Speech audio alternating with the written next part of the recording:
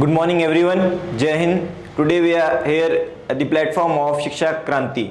So today we are going to do extempore speech. So extempore originally meant without prior preparation. So it comes from Latin, that is ex tempore, which means without any preparation or without any time. So we are going to conduct a speech that will be basically without any preparation.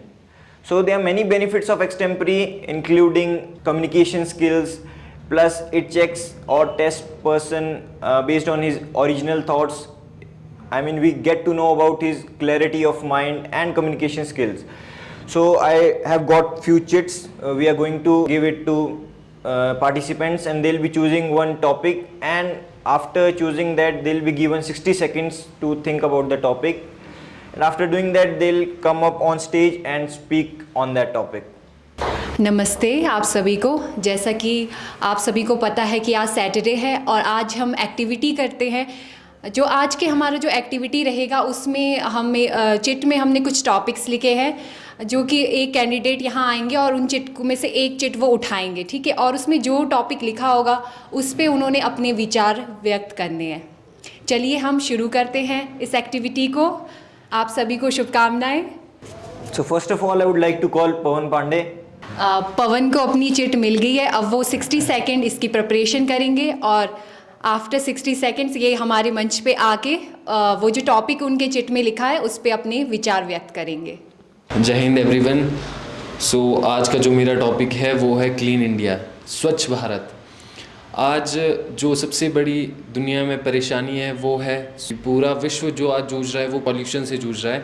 तो जो भारत सरकार है वो आज काफ़ी सारे कार्यक्रम चला रही है भारत को स्वच्छ बनाने के लिए। तो ये सिर्फ सरकार का दायित्व नहीं बनता है कि वो भारत को स्वच्छ रखे, ये भारत के हर एक नागरिक का दायित्व बनता है कि वो स्वच्छता के लिए अपनी भागीदारी दे। जैसा कि आप सब ने पवन सर के अभी विचार सुने, इनको टॉपिक मिला था स्वच्छ भारत। तो मैं आपसे ये पूछना चाहती हूँ कि आप अपने मतलब डोमेस्टिक घरेलू घर के लेवल पे आप किस तरीके से कूड़े का एक मतलब सही तरीके से निपटान करते हैं। सफाई कर्मचारी को हमें अलग करके कूड़ा देना चाहिए, तो क्यों मतलब ऐसा हमें करना चाहिए? हमें जो गीला और सूखा कचरा है उसे अलग करना चाहिए, क्योंकि कुछ जो बायोडिग्रेडेबल और नॉन बायोडिग्रेडेबल जो वेस्ट होते हैं हमारे पास, जो बायोडिग्रेडेबल वेस्ट होते हैं वो आसानी से गल जाते हैं, वो हमारे जो नेचर है उसको हार्म नहीं करते, और जो नॉन बायोडिग्रेडेबल वेस्ट होते हैं वो आसानी से गलते नहीं और हमारे जो नेचर है उसको हार्म करते हैं। तो ये हमारी जिम्मेदारी बनती है कि हम जो दोनों कचरा है वो अलग अलग करें, जिससे जो हमारे यहाँ सफाई कर्मचारी आते हैं उनको उस वेस्ट को छांटने में ज़्यादा दिक्कत ना हो। So our next contestant is going to be Nitish. So Nitish, please come and choose your chit. जैसा आप सब ने देखा, नीतीश को अपना टॉपिक मिल गया है, तो वो 60 सेकंड इसकी प्रिपरेशन करेंगे और 60 सेकंड के बाद वो अपने विचार प्रकट करेंगे। Good morning everyone. Today is my topic about importance of extempore speech. Importance of extempore speech से हम समझते हैं कि ये इस तरह का होता है कि हमें कोई आइडिया नहीं होता है कि हम किस बारे में हम बात करेंगे। जैसे लाइक इससे पहले टॉपिक था कि स्वच्छता के ऊपर। इससे माइंड को ये फ़ायदा होता है कि जो क्रिएटिविटी है, अवेयरनेस है, चीज़ों को एकदम से हमें माइंड में कैसे ला के स्टेज पे आगे बोलना है। माइंड में एक फ़ियर होता है स्टेज पे जाके वो एकदम से बोलने का, तो ये इससे हमारे कॉन्फिडेंस बिल्डअप होता है, कम्युनिकेशन इम्प्रूव होती है।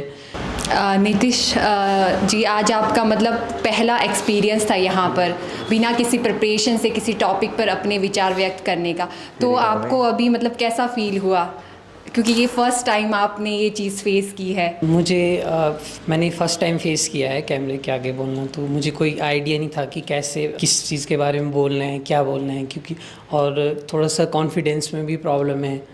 तो अब जैसे आके बोल दिया है तो अब ऐसा लगता है कि जब नेक्स्ट टाइम आऊँगा तो ऑब्वियसली थोड़ा सा बेटर कॉन्फिडेंस में इम्प्रूव होगा एंड कुछ बोलने के लिए भी काफ़ी सारी चीज़ें अपने आप आ जाएगी। मैं So today I'm going to put my views on my favorite movie, that is Three Idiots, and I have watched that movie many times. So I have learned many things from that movie because that is completely based on facts.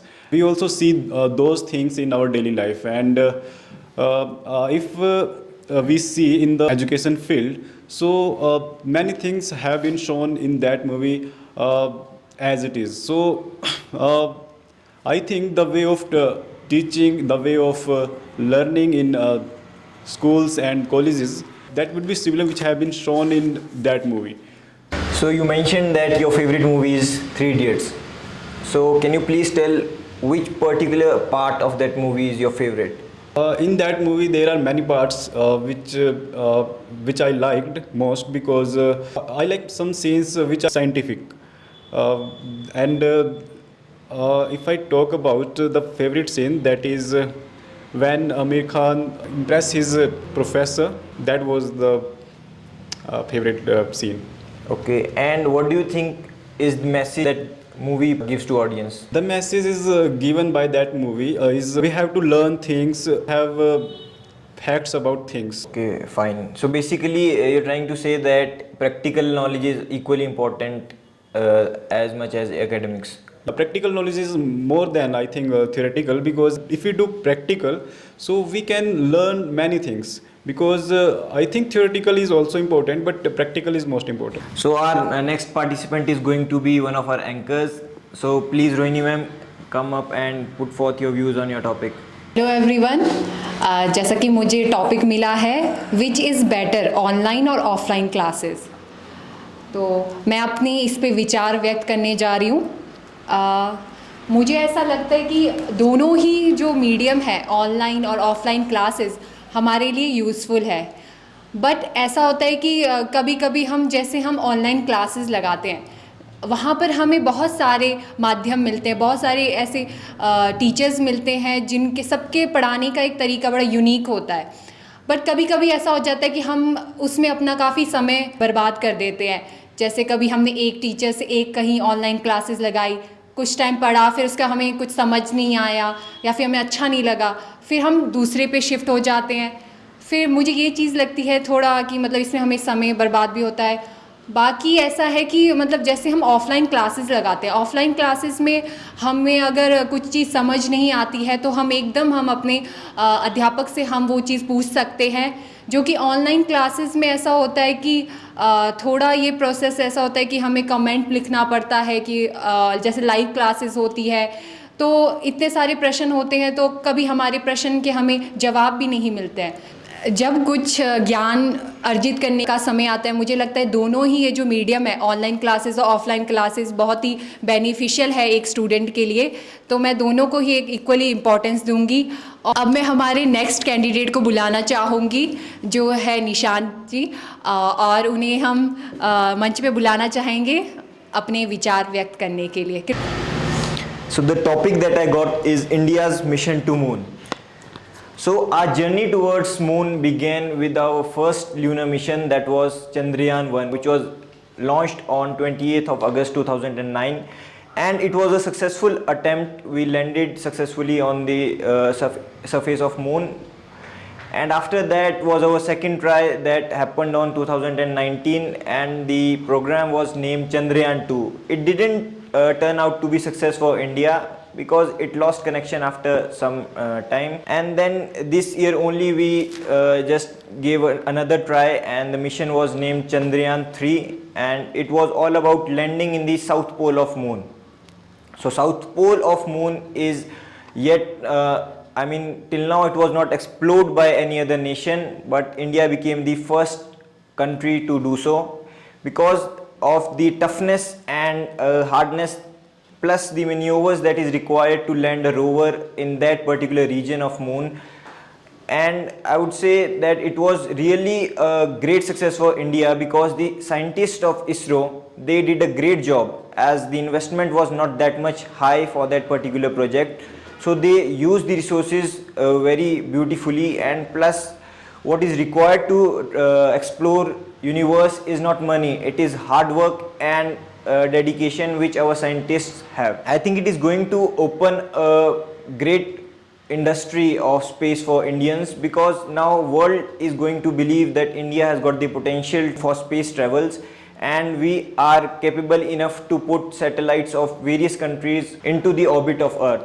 So Chandrayaan 3 was really a great success for India. It is going to be a great change for Indian Space Research Organization, and I would say our scientists have really worked very hard and they have put their best. So our scientists deserve our appreciation and praise because what they achieved in very small investment is really appreciable. Thank you.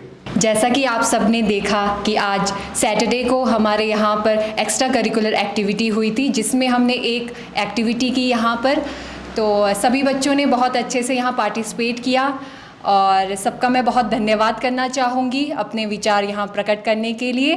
तो इसी के साथ हम आज की ये activity हमारी समाप्त करते हैं। धन्यवाद।